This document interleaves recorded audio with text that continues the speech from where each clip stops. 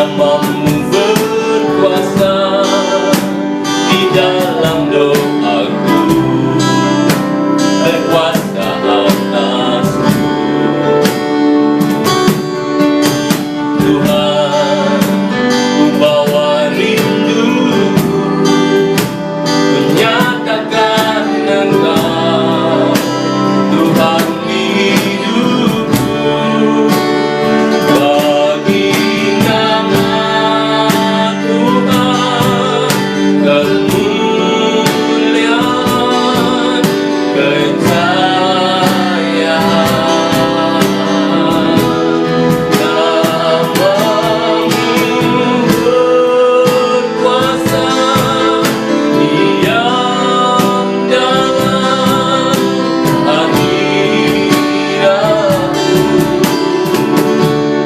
Engkau tetap Tuhan, ku tinggikan di atas jalannya. Tempat ini dipenuhi nama Tuhan. Dimanapun engkau berada pagi hari ini, mari naikkan pujian ini. Bagi nama Tuhan kemuliaan selamanya. Haleluya. Tuhan, namamu selalu di dalam doaku, berkuasa atasku. Tuhan, ku bawa rindu.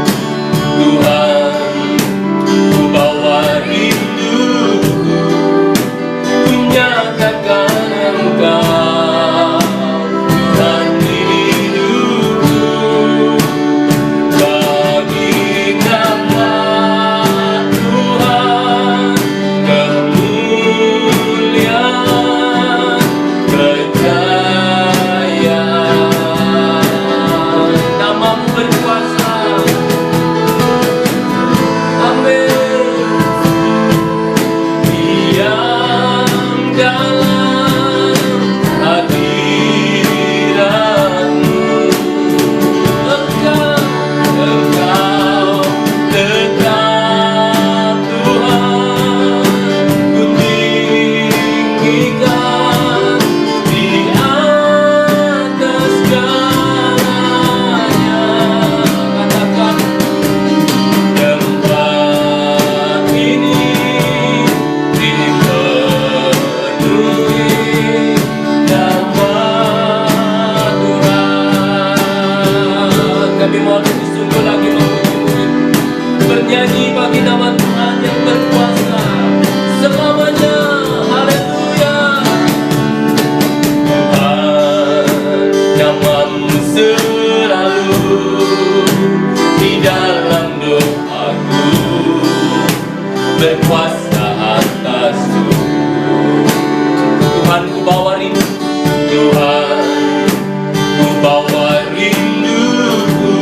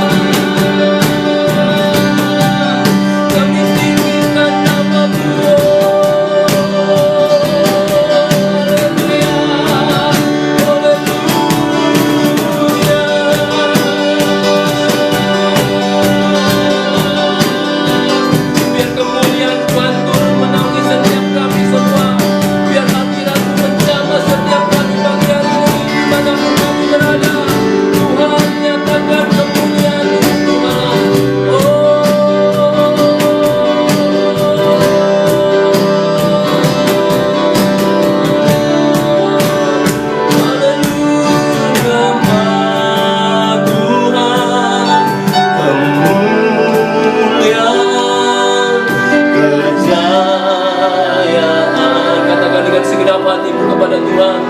Namamu berkuasa, diam dalam hadiratku. Amin. Katakan dengan sungguh, Tuhan Engkau tetap Tuhan selamanya. Tetap Tuhan, ku tinggikan di atas segalanya. Tempat ini dipenuhi nama. Mari kita berdiri bersama-sama dimanapun engkau berada. Kita katakan, bagi nama Tuhan kemuliaan, kejayaan. Amin. Namamu berkuasa, diam dalam, engkau ada di dalam rumah-rumah, hadiratmu bersama.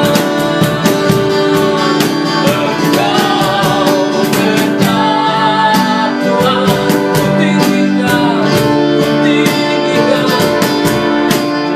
atas segalanya. Nyatakan sebagai Tuhan tempat ini. Amin. Dimanapun engkau berada, katakan, tempat ini dipenuhi kemuliaan. Dimanapun itu, tempat ini dipenuhi nama.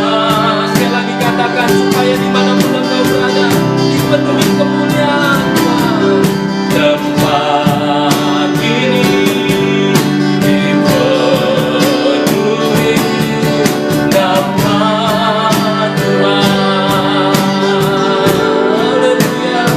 Kami percaya Tuhan Engkau ada di setiap hati kami, di hadirat-Mu bersama kami pagi hari ini. Karena kami tahu segalanya Engkau bagi kami ya Tuhan, tidak akan tergantikan. Terima kasih, terima kasih, terima kasih Tuhan. Haleluya. Kita tepuk tangan yang meriah buat Tuhan Yesus. Haleluya.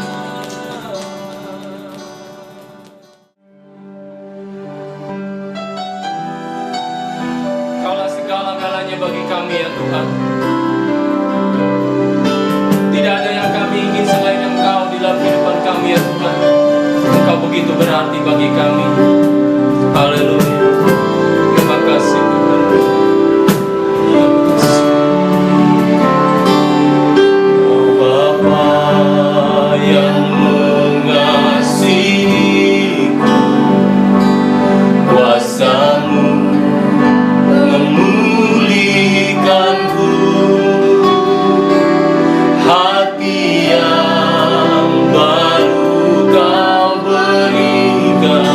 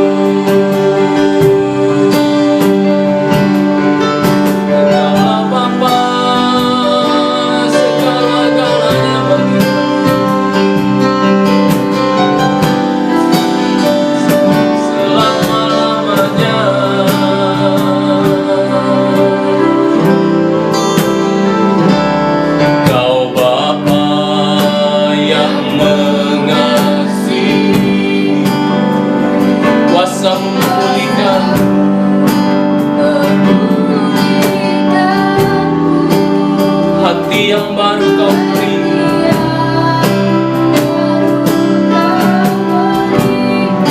Supaya ku dapat melihat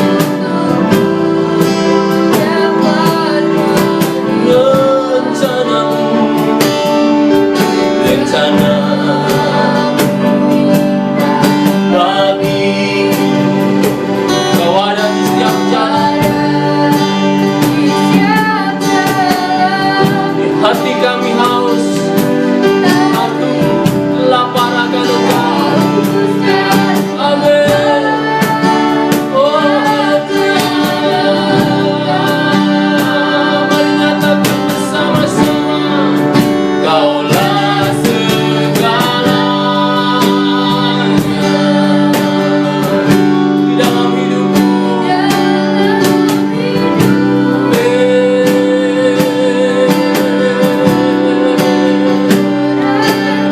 Jalanmu, kebenaranmu,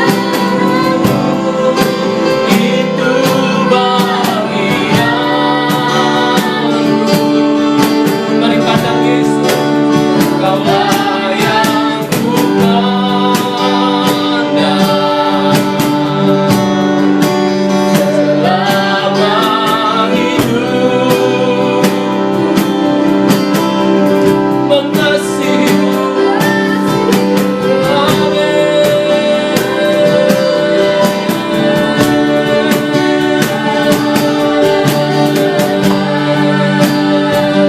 Kaulah segalanya,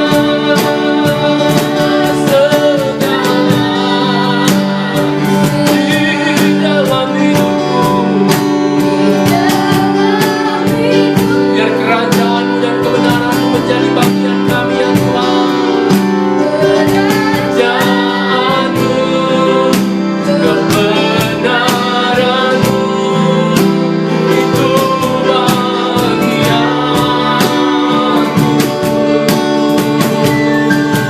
Kaulah yang ku pandang selama hidupku. Haleluya. Mengasihimu. Amin.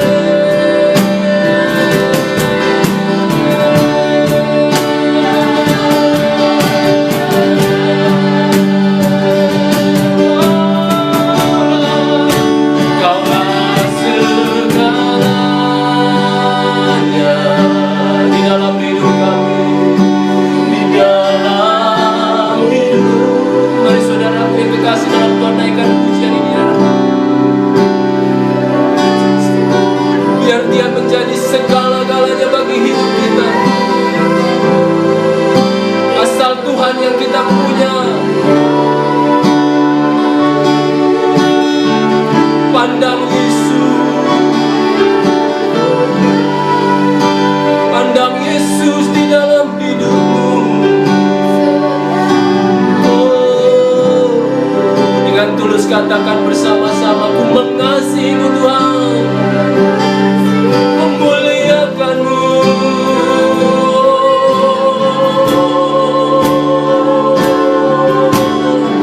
Angkat hatimu, angkat suaramu, katakan, Kaulah segalanya di dalam hidupku.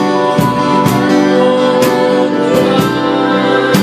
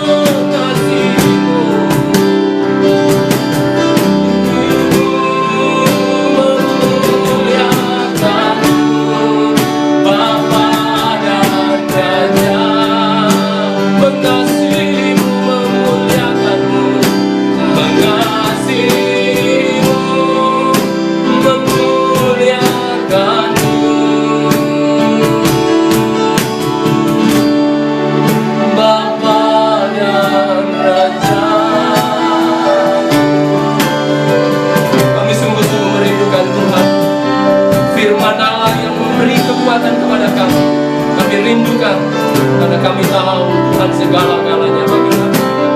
Berkati hamba-Mu Bapak Pendeta Yakub Subuh yang akan menceritakan kebenaran firman.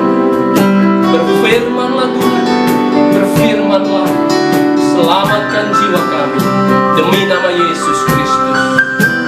Dimanapun kita berada, yang siap diberkati Tuhan katakan bersama-sama dengan saya, amin.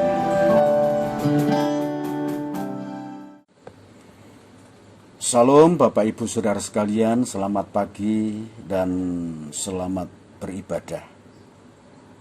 Sekalipun ibadah kita masih ada di dalam rumah masing-masing, tetapi kita tetap melakukannya dengan sepenuh hati. Sebab itu harapan kami demikian, supaya melalui ibadah ini hidup kita diberkati, hidup kita disertai, bahkan dilindungi dari segala macam masalah yang kita hadapi. Bahkan masalah-masalah yang kita hadapi akan dapat kita selesaikan bersama dengan Kristus. Saudaraku yang terkasih di dalam Kristus, pagi hari ini saya akan menyampaikan tema tentang peperangan rohani, yang sebentar akan kami bacakan dalam kitab Ibrani pasal yang ke-11 ayat 32 sampai 35. Untuk itu mari kita akan bersama-sama simak dalam kitab Ibrani pasal 11 ayat 32 sampai 35. Dan apakah lagi yang harus aku sebut? Sebab aku akan kekurangan waktu apabila aku hendak menceritakan tentang Gideon, Barak, Simson, Yefta, Daud dan Samuel dan para nabi, yang karena iman telah menaklukkan kerajaan-kerajaan, mengamalkan kebenaran, memperoleh apa yang dijanjikan, menutup mulut singa-singa, memadamkan api yang dahsyat. Mereka telah luput dari mata pedang, telah beroleh kekuatan dalam kelemahan, telah menjadi kuat dalam peperangan, dan telah memukul mundur pasukan-pasukan tentara asing.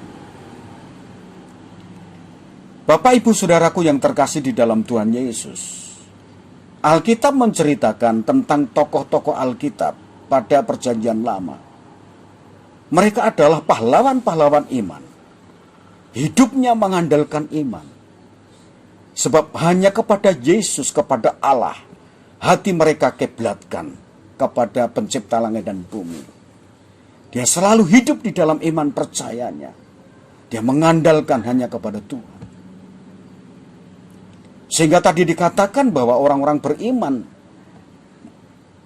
yang dikatakan di dalam kitab Ibrani ini tidak gentar, tidak pernah gentar dengan apapun yang mereka hadapi. Sebab Allah memberikan kemampuan untuk mampu menguasai segala keadaan. Peperangan rohani itu adalah satu pertempuran yang terus berlangsung antara yang baik dan yang jahat, antara Allah dan iblis. Dan peperangan ini terjadi hanya di dalam alam roh, bukan di alam fisik yang kelihatan, tetapi hal yang tidak nampak, hal yang tidak kelihatan. Nah, akibat dari pertempuran ini akan membawa konsekuensi yang abadi. Bapak Ibu Saudaraku yang terkasih di dalam Kristus, karena iman yang ada pada mereka, mereka mampu menaklukkan kerajaan-kerajaan. Hidupnya mengamalkan kebenaran, walaupun harus menghadapi rintangan dan tantangan. Mereka memperoleh apa yang dijanjikan, sekalipun nyaris. Sepertinya tidak ada apa-apa, tetapi mereka memperoleh apa yang dijanjikannya. Dan mereka berkuasa untuk menutup singa-singa. Singa-singa yang mengancam, singa-singa yang puas. Dengan iman, singa-singa itu menjadi tunduk dan sanggup memadamkan api yang dahsyat. Mereka luput dari mata pedang. Mereka terancam oleh kematian. Namun oleh karena iman yang ada pada mereka, mereka dapat terhindar dari semuanya itu. Mereka beroleh kekuatan dalam kelemahan, yaitu kekuatan yang datang daripada Tuhan itu. Membuat mereka bisa tegak berdiri dalam menghadapi lawan-lawannya. Menjadi kuat di dalam peperangan. Mereka tidak ada rasa takut di dalam peperangan. Sekalipun harus menghadapi musuh dan lawan, mereka tetap kuat. Karena iman yang ada pada mereka yang telah membuatnya mereka itu kuat di dalam peperangan. Mereka tahu siapa yang harus diandalkan di dalam peperangan ini, yaitu Allah yang menciptakan langit dan bumi yang mereka percayai. Bapak, Ibu, saudaraku yang terkasih di dalam Kristus, lahir ke dunia itu berarti harus siap menghadapi peperangan. Karena di dunia ini memang banyak musuh kehidupan yang bisa mengancamnya. Jadi dalam menghadapi kehidupan yang penuh masalah ini, kita bisa kalah dan juga bisa menang. Tinggal bagaimana caranya dalam kita mengatasi. Dan juga dengan kekuatan siapa kita dapat mengalahkannya. Semenjak manusia jatuh dalam dosa, manusia itu kehilangan kekuatan rohani. Sebab hidup rohani manusia itu telah mati karena dosa. Sehingga tidak dapat melindungi dirinya dan juga tidak dapat menyelamatkan dirinya dari serangan-serangan kuasa kegelapan. Memang maunya si iblis sih manusia itu mati terus. Ini yang dimaui oleh iblis, supaya manusia itu nanti tidak selamat. Kalau dia mati rohaninya, maka kehidupannya tidak bisa berhubungan dengan penciptanya. Namun Allah tidak membiarkan manusia yang sudah diciptakan menurut pola dan peta Allah itu dibinasakan oleh iblis. Maka Allah lah yang akan menghadapi iblis itu dengan jalan Allah turun ke dunia untuk menjadi manusia di dalam Yesus Kristus. Agar manusia dapat diselamatkan oleh karena iman kepadanya. Dan sekarang, siapa yang percaya kepadanya akan diselamatkan dari cengkeraman si setan. Sebab Tuhan telah menaklukkan iblis di bawah kakinya oleh kematiannya di kayu salib dan oleh kebangkitannya. Iblis telah kalah. Iblis sudah tidak lagi berdaya. Namun, sekalipun iblis itu sudah kalah, tetapi ia tetap akan menggoda manusia, supaya manusia itu jatuh lagi. Dan setan ingin membuat manusia itu meragukan akan anugerah Tuhan. Memang oleh kematiannya, iblis telah dikalahkan. Iblis sudah tidak lagi berdaya. Namun kita masih memasuki peperangan rohani. Untuk apa? Yaitu untuk mempertahankan iman yang sudah dianugerahkan kepada kita. Karena iblis tahu bahwa dengan iman tersebut, manusia akan mendapatkan segalanya dari Tuhan. Saudaraku yang terkasih, dalam kitab Yudas 1 ayat 3 mengatakan demikian. Saudara-saudara yang kekasih, sementara aku bersungguh-sungguh berusaha menulis kepada kamu tentang keselamatan kita bersama, aku merasa terdorong untuk menulis ini kepada kamu dan menasihati kamu, supaya kamu tetap berjuang untuk mempertahankan iman yang telah disampaikan kepada orang-orang kudus. Bapak Ibu Saudara sekalian yang dikasihi Tuhan, sidang Jemaat Gereja Betel Indonesia Purwodaratan. Menurut ayat ini, sampai sekarang ini, hari ini, kita tetap terus berjuang untuk mempertahankan iman percaya kita sampai akhir hayat kita. Pagi hari ini kita akan melihat ada beberapa strategi yang dapat digunakan dalam memasuki peperangan rohani. Strategi pertama ialah kita harus membangun manusia yang kuat. Manusia terdiri dari jasmani dan rohani. Memang kedua-duanya harapan kita harus kuat. Tetapi kadang-kadang ya tubuh kita, fisik kita lemah. Sehingga saya katakan tidak ada artinya apa-apa, bahkan sedikit pun tidak ada gunanya sama sekali kalau fisik kita yang kuat sedangkan rohnya tidak. Karena semua yang kelihatan dengan segala kebutuhan yang kita perlukan ini semua akan ditinggalkan. Apa yang nampak itu akan lenyap. Maka sangatlah perlu kita membangun manusia batiniah yang kuat.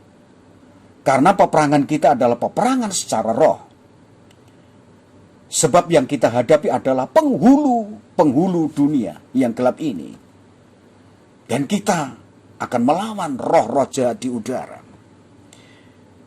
Manusia rohani itu akan dilengkapi dengan selengkap senjata Allah yang harus kita pakai di dalam peperangan rohani. Sebab kalau tidak demikian, maka kita tidak akan bisa mengadakan perlawanan pada hari yang jahat ini. Lalu bagaimanakah langkah-langkah yang harus kita tempuh dalam membangun manusia roh yang kuat? Allah menciptakan setiap manusia sangat unik. Masing-masing memiliki keistimewaan yang tidak sama satu dengan yang lain. Benedict Manussen, pria ini lahir 4 Juni tahun 1983. Berasal dari Islandia, tercatat sebagai manusia paling kuat. Ia mencatat rekor dunia deadlift 461 kg. Bagaimanakah Benedict untuk memiliki kekuatan fisik yang sangat kuat itu? Dia menghabiskan waktu untuk latihan di gimnasium 4-6 hari per minggunya. Dan menjaga pola makannya. Itu sangat ketat. Ia disiplin sekali. Dan ia dapat menjadi motivasi kita. Agar dalam membangun manusia rohani yang kuat itu harus disiplin. Harus disiplin soal waktu. Disiplin soal latihan fisik. Dan soal pola makannya. Biar tubuh dan otot-ototnya terbentuk menjadi kuat. Itu yang dikerjakan dengan penuh kedisiplinan Benedict Manussen yang telah mencatat rekor dunia. Deadlift 461 kg. Dia selalu siap untuk menghadapi lawan. Karena dia selalu mentraining dirinya, melatih dirinya. Sehingga tidak pernah gentar. Tidak pernah panik dalam menghadapi lawan-lawannya. Sesungguhnya tidak berbeda jauh dengan manusia rohani. Juga harus disiplin dalam membangun dirinya secara rohani dengan pola Alkitabiah. Bukan dengan pola filosofi dunia dan tradisi nenek moyang. Karena manusia rohani ini bukan manusia kebatinan. Maka perlu Alkitablah yang membentuk. Dan kita harus disiplin. Dengan rajin. Kita harus membawa hidup kita. Berlatih dalam latihan-latihan rohani. Dalam kita menghadapi masalah-masalah. Kita harus menggunakan iman percaya kita. untuk mengatasi semuanya itu. Dan tentunya orang-orang yang memiliki iman itu harus selalu siaga dalam peperangan rohani dengan mempergunakan selengkap senjata Allah. Strategi yang kedua adalah membangun hubungan yang kuat dengan Kristus. Artinya, hidup mengasihi Tuhan lebih dari segalanya. Kalau bukan dengan kekuatan Roh Kudus, kita tidak mungkin mampu mengasihi Tuhan lebih dari segalanya. Karena dunia ini sangat menggoda sekali dalam kehidupan manusia. Serta pengaruhnya sangat kuat atas kehidupan manusia. Tetapi saya percaya, jika hidup mengasihi Tuhan itu kita jadikan sebagai prinsip hidup kita, niscaya perkara dunia itu tidak akan bisa meredakan kasih kita kepada Tuhan. Nah, untuk membangun hubungan yang kuat dengan Kristus juga dilandasi dengan kehidupan doa. Bukan hanya sekedar doa yang itu hanya terletak pada kata-kata yang kita ucapkan, tetapi doa dalam roh. Doa dengan kekuatan batin yang dilandasi dengan keimanan yang teguh. Ini sangat mutlak. Seperti Kristus memiliki privasi dengan Bapa di surga. Sehingga Bapa dan Kristus itu satu adanya. Maka kita juga harus memiliki privasi di dalam kehidupan kita. Untuk supaya kita memiliki keintiman dengan Kristus. Memiliki hubungan yang kuat. Yang tidak bisa dipisahkan dengan hal-hal yang bersifat duniawi. Karena kalau kita memiliki privasi seperti itu, maka hubungan kita akan kuat. Dan kekuatan hubungan kita ini akan membuat kita sekalian memiliki kekuatan yang dapat mengalahkan musuh. Dan kita mampu berdiri tegak dalam kita menghadapi peperangan dalam hidup ini. Dan kalau Kristus itu di pihak kita, siapa yang dapat melawan kita? Tidak ada. Kemudian semakin kuatnya hubungan kita dengan Kristus, maka kehidupan kita akan terus mengasihi Dia. Karena bukti mengasihi Tuhan, itu kita harus melakukan dengan setia. Apa yang menjadi perintahnya, terlebih akan amanat agungnya, harus kita kerjakan. Yaitu untuk memberitakan namanya, memberitakan Injil. Kabar kesukaan dan kabar baik ini boleh kita perdengarkan kepada banyak orang. Supaya melalui Injil mereka dipanggil untuk mendapatkan anugerah keselamatan oleh iman kepada Yesus Kristus. Dengan kasihnya kita kepada Tuhan, seperti Tuhan telah mengasihi kita, sehingga Dia mengorbankan dirinya untuk keselamatan kita. Maka kasih yang bekerja dalam hidup kita, maka kita akan melakukan perintah-perintahnya demi keselamatan orang lain. Dan kita tidak pernah berhenti di dalam kita menceritakan akan nama Yesus kepada banyak orang. Karena itu merupakan satu kerinduan kita untuk menjadikan semua orang itu menjadi murid-murid Kristus. Strategi yang ketiga adalah membangun komunitas rohani. Dalam 1 Korintus 15 ayat 33 berkata demikian. Janganlah kamu sesat. Pergaulan yang buruk merusakkan kebiasaan yang baik. Sebuah komunitas yang benar itu sangat menentukan akan kualitas seseorang, baik pikirannya, perbuatannya, dan perkataannya. Karena perilaku manusia itu 85% dipengaruhi oleh apa yang ada di alam bawah sadar. Peristiwa-peristiwa yang dilihat, didengar, dirasakan akan tersimpan dalam alam bawah sadar. Sekali waktu akan muncul apa yang telah terekam di alam bawah sadar itu. Maka dalam Mazmur 1 ayat 1-2 berkata, berbahagialah orang yang tidak berjalan menurut nasihat orang fasik, yang tidak berdiri di jalan orang berdosa, dan yang tidak duduk di dalam kumpulan pencemooh. Sebab kalau hidup kita tidak seperti yang dikatakan di dalam kitab Mazmur tadi, maka kehidupan kita akan terpengaruh. Sehingga apa yang sudah dilakukan oleh orang-orang yang ada di sekitar kita, itu bisa terekam di alam bawah sadar kita. Dan sekali waktu itu akan muncul. Kalau kita berkumpul dengan orang yang suka mencemooh, maka kita akan mencemooh juga. Sehingga kehidupan kita tercemari dengan sifat-sifat mereka. Maka komunitas yang Tuhan kehendaki dari orang-orang beriman adalah seperti yang terdapat di dalam kitab Kisah Para Rasul 2 ayat 42. Ya. Dikatakan demikian. Mereka bertekun dalam pengajaran rasul-rasul dan dalam persekutuan.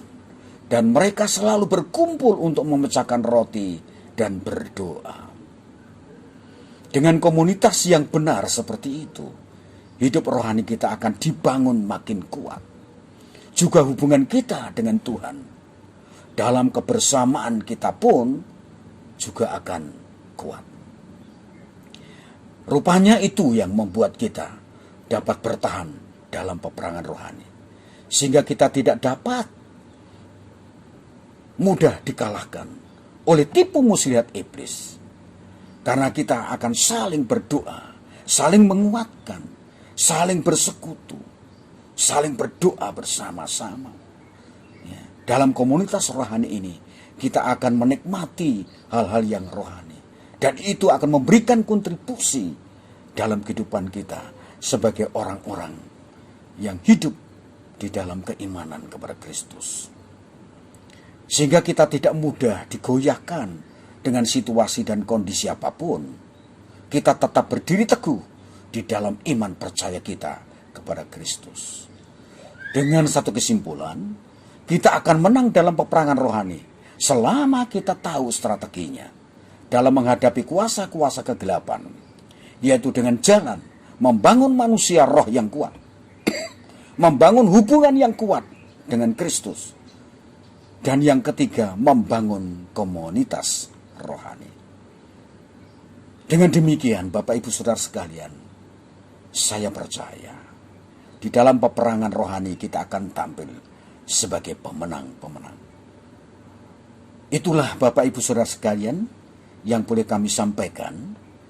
Firman Tuhan yang hari ini boleh kami beritakan dengan harapan supaya kita tampil sebagai pemenang dalam memasuki peperangan rohani. Kiranya Tuhan Yesus memberkati kita semua. Amin.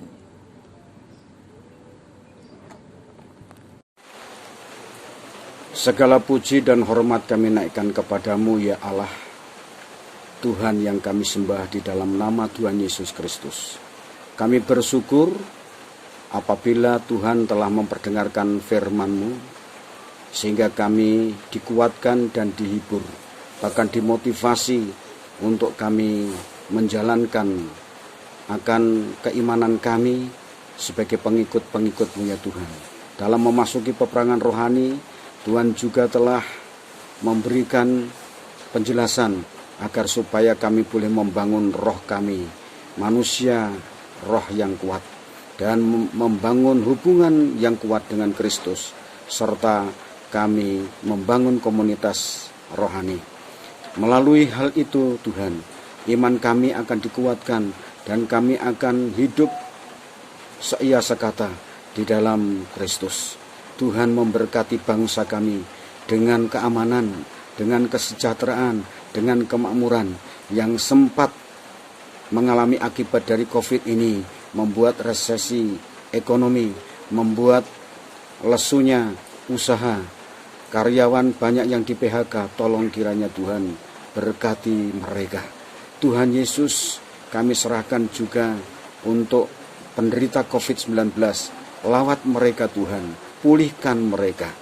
Para medis yang menangani, yang kontak langsung dengan penderita, bentengi kiranya, di mana mereka mendedikasikan hidupnya, mempertaruhkan nyawanya untuk misi kemanusiaan. Tuhan berkati dan lindungi. Terima kasih Tuhan Yesus, terima kasih. Bapa, kami serahkan juga sebentar. Kami akan tutup ibadah pada pagi hari ini. Biarlah kiranya kami boleh pulang dan kami boleh menutupnya dengan menerima segala berkat anugerah damai sejahtera dari Tuhan Allah Bapa kami di dalam kasih karena Tuhan kami Yesus Kristus melalui persekutuan Roh Kudus menyertai, melindungi, memberkati kami sekalian mulai saat ini sampai Maranatha. Terima kasih Tuhan Yesus. Amin.